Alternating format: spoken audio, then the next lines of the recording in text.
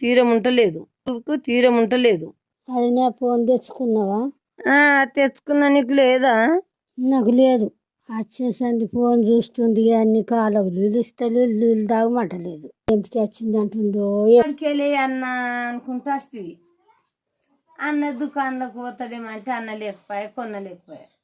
ఏమి చేయాలి? నేను అన్న వాళ్ళ పొల్లగండం తోలుదామంటే పొల్లగండం లేదు.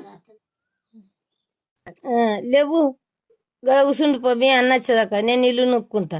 అయితే ఈ బస్తా గట్టు పెట్టు, చిన్నబాపోళ్ళ ఇంటికి పోయి వస్తా.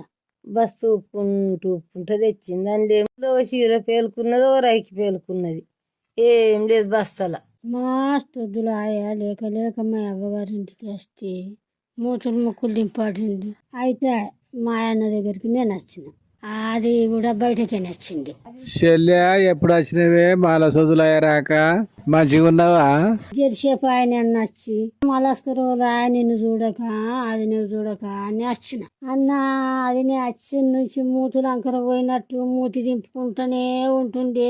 మూతి అంకర పోయిందట కానీ అన్న మూడొద్దుల కొల్లే.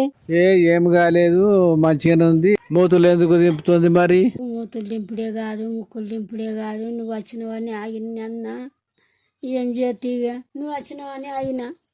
అన్న రాగానే అన్న వెళ్ళాను, ఎప్పుడు వచ్చినావు చెల్లి అంటే ఎప్పుడు వచ్చినవే అన్న.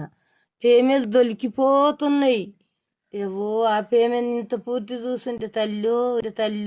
సరే నాడు చెల్లి ఇంట్లోకి పోదాము. ఈ ఆడికేస్తుంది, ఇంకా ఇండ్లు నొక్కోవద్దా? నేను నడుండి, ఈడ కూర్చోండి. అవే చెల్లె, గీడైతే గీడే కూర్చుందాము. అది కంపు మోకంది.